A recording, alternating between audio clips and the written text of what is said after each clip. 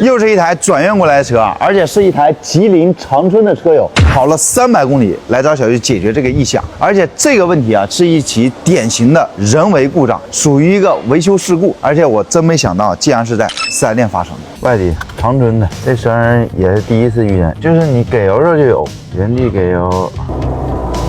是这声啊？是这声，这声应该不太像铅条的声。4S店跟他说铅条的声，他听这声不太像铅条。试完了我去试了，你这声不是这个铅条的声，因为你这车吧，它怠速的时候到1700、800转的时候声非常明显，而且就是在那个区间有。你要是要铅条的声音的话，你不可能说你怠速的时候有声，你怠速的时候铅条是没工作的，它也有声音。是前2天去的4S店，然后他把车架起来给你听的呗，是吧？他也试车了。这管没插靠，你看见没？这管就跟当时换空气滤没给你插靠，我要不给你插上去，插上去我咱再试一试啊。不知道是不是他的问题啊？这是我们发现的问题。这车平时一直在4S店保养吗？那这个就是上回应该是忘插了，现在插上了，你就踩到1700、800就行。你这个位置啊，这管没装到位，这管正常还得再进来一点，这卡子得装到这个位置，因为它卸空气滤的时候，这管需要拔下来，这卡子当时也是凸出来的。我就再给你上道试试，给你试吧。你再开一下，你再试一下啊，稍微还有一点点。你这个背不住啊，有可能是杠里头哪嘎有震动，我给你不信拆杠看看吧。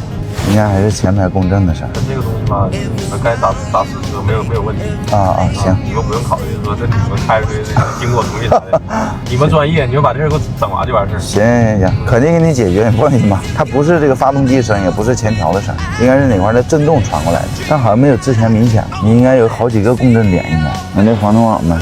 客户自己加个防冻网，这防冻网现在固定不住了。这东西也有可能会导致它共振，又把这个也给它处理一下。我把这防冻网给它拆掉了啊，然后把这个空气滤帽的管啊，包括卡子都给它复位完了，我们再上道试一下。走室内的时候明显，跑起来就不明显了。为啥呢？你跑起来转速它就稳定了，车速也匀速在一个速度的话，它就不会共振。但你在室内开的时候，走走停停的时候，转速是上下来回这么动弹，所以这种共振就更加明显。现在我们试车是没有任何问题的啊，这个声音也没有了，异响也消失了啊。那么其实这就是在我们做保养的过程当中啊，没有进行复检，而且的话，说实话没有按照流程去操作。那么这个废气管如果要不插严的话，容易导致我们的废气跑到大气当中，严重的直接导致烧机油，轻则会导致你车内会有这种机油味儿。还有一个故障点就是我们的这个防尘网，这防尘网上应该是客户自己加装的。那么这个防尘网的话，上面有2个固定点，底下它其实是没有固定点，而且这个防尘网说实话啊，已经失去防尘的作用了。所以说这2个点都会导致我们的车辆在行驶到1700到2000转的时候会产生这种共振。所以说这个故障啊，其实就是一起人为故障啊，尤其是这个空气滤帽这个管的问题啊。其实我们在维修过程当中啊，为什么要